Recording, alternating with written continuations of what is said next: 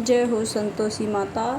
आइए सुनाते हैं शुक्रवार की व्रत कथा एवं विधि। शुक्रवार का व्रत भगवान शुक्र के साथ संतोषी माता तथा वैभव लक्ष्मी देवी का भी पूजन किया जाता है। तीनों व्रतों को करने की विधि अलग अलग है। शुक्रवार विधि।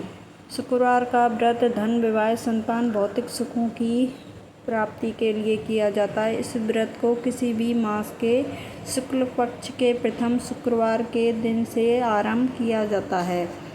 शुक्रवार व्रत विधि। संतोषी माता। इस दिन सूर्य उदय से पूर्व उठें और घर की सफाई करने के बाद पूरे घर में गंगा जल छिड़क कर शुद्ध कर लें। इसके पश्चाताप स्नान आदि से निवृत्त होकर घर के ईशान कोण दिशा में एकांत स्थान पर माता संतोषी की मूर्ति या चित्र स्थापित करें। पूर्व पूजन सामग्री तथा किसी बड़े पात्र में शुद्ध जल भरकर रखें। जल भरे पात्र पर गुड़ और चने से भरकर दूसरा पात्र रखें। संतोषी माता की विधि विधान से पूजा करें। इसके पश्चाताप संतोषी माता की कथा सुनें। पश्चाताप आरती कर सभी को गुड़ चने का प्रसाद बांटें। अंत में बड़े पात्र में जल को घर में जगह जगह छिड़क दें तथा शेष जल को तुलसी के पौधे में डाल दें। इसी प्रकार 16 शुक्रवार का नियमित उपवास रखें। अंतिम शुक्रवार को व्रत का विसर्जन करें। व्रत विसर्जन के दिन उपरोक्त विधि से संतोषी माता की पूजा व 8 बालकों को खीर पूरी का भोजन कराएं। दक्षिणा में केले का प्रसाद देकर उन्हें विदा। अंत में स्वयं भोजन ग्रहण करें। संतोषी माता की व्रत कथा। एक बुढ़िया थी, उसका एक ही पुत्र था। बुढ़िया पुत्र के विवाह के बाद बहू से घर के सारे काम करवाती, परंतु उसे ठीक से खाना नहीं देती। यह सब लड़का देखता पर माँ से कुछ नहीं कह पाता। वह दिन भर काम में लगी रहती, उपले थापती, रोटी रसोई करती, बर्तन साफ करती, कपड़े धोती। इसी में उसका सारा समय बीत जाता। काफ़ी सोच विचार एक दिन लड़का अपनी माँ से बोला, माँ मैं परदेश जा रहा हूँ। माँ को बेटे की बात पसंद आ गई तथा उसे जाने की आज्ञा दे दी। उसके बाद वह अपनी पत्नी के पास जाकर बोला, मैं परदेश जा रहा हूँ, अपनी कुछ निशानी दे दो। बहू बोली, मेरे पास तो निशानी देने योग कुछ भी नहीं है।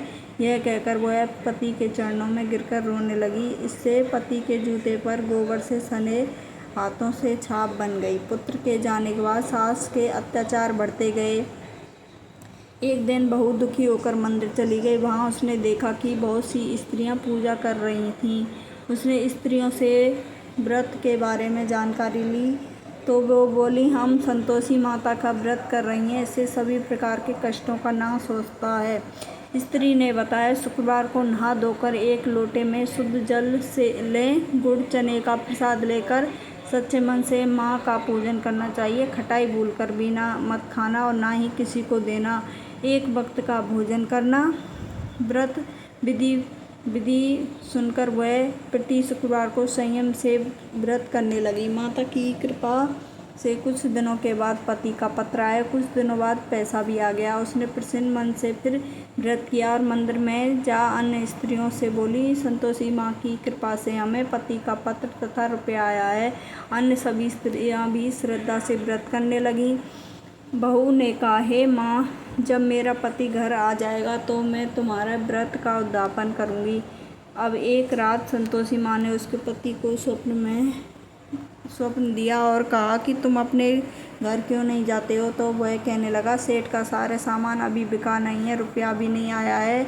उसने सेठ को स्वप्न की सारी बात कही, घर जाने की इजाज़त मांगी, पर सेठ ने इनकार कर दिया। माँ की कृपा से कई व्यापारी आए, सोने चांदी अन्य सामान खरीद कर ले गए। कर्जदार भी रुपया लौटा गए। अब तो साहूकार ने उसे घर जाने की इजाज़त दे दी। घर आकर पुत्र ने अपनी माँ और पत्नी को बहुत सारे रुपये दिए। पत्नी ने कहा कि मुझे संतोषी माता के व्रत का उद्यापन करना है। उसने सभी को न्योता दे दिया। उद्यापन की सारी तैयारी की। पड़ोस की एक स्त्री उसे देखकर सुखी ईर्षा करने लगी। उसने अपने बच्चों को सिखा दिया कि तुम भोजन के समय खटाई जरूर मांगना। उद्यापन के समय खाना खाते खाते बच्चे खटाई के लिए मचल उठे तो बहू ने पैसा देकर उन्हें बहलाया। बच्चे दुकान से उन पैसों की इमली खटाई खरीद कर खाने लगे। तो बहू पर माता ने प्रकोप किया। राजा के दूत उसके पति को पकड़कर ले जाने लगे तो किसी ने बताया कि उद्यापन में बच्चों ने पैसों की इमली खटाई खाई। तो बहू ने पूर्ण व्रत के उद्यापन का संकल्प किया। संकल्प के बाद वह मंदिर से चल निकली तो राह में पति आता दिखाई दिया। पति बोला, इतना धन जो कमाया था इसका टैक्स राजा ने मांगा था। अगले शुक्रवार को फिर विधित व्रत का उद्यापन किया। इससे संतोषी माँ प्रसन्न हुई। 9 माह बाद चांद सा पुत्र पैदा हुआ। अब सास, बहू और बेटा माँ की कृपा से आनंद से रहने लगे। इसके पश्चाताप शुक्रवार का व्रत धन, विवाह, संतान, भौतिक सुखों की प्राप्ति के लिए किया जाता है। इस व्रत को किसी भी मास के शुक्ल पक्ष के प्रथम शुक्रवार के दिन प्रारंभ किया जा सकता है। जय हो संतोषी माता। भोग लगाए मैया योगेश्वरी, भोग लगाए मैया भवनेश्वरी, भोग लगाओ माता अन्नपूर्णेश्वरी। मधुर पदार्थ मनवाए, थाल सजाऊं खाजा खीर, प्रेम सहित विनती करूं धीर। तुम माता करुणा गंभीर, भक्त चना गुड़ प्रिय पाएं। शुक्रवार तेरा दिन प्यारो, कथा में पधारो दुख टारो। भाव मन में तेरो न्यारो, मन माने दुखद प्रगटाए। तेरे तुझको दे रहे करो कृता रथ मात, भोग लगमा कर कृपा कर। पूरन काज करो क्षमा मेरी भूल को, तुम हो सर्वज्ञ सब विधि अर्पित मात हूँ मैं बिल्कुल अल्पज्ञ। कुछ न मांगू आपसे दो हित को पहचान, माँ संतोषी आप हैं दया स्नेह की खाएं। बोलो माँ संतोषी माता की जय। जय हो संतोषी माता। सब पे कृपा बरसाए रखना। जय हो मेरी माँ संतोषी माता की अनुकंपा से व्रत करने वाले स्त्री पुरुष की सभी मनोकामना पूर्ण होती हैं। जय हो संतोषी माता।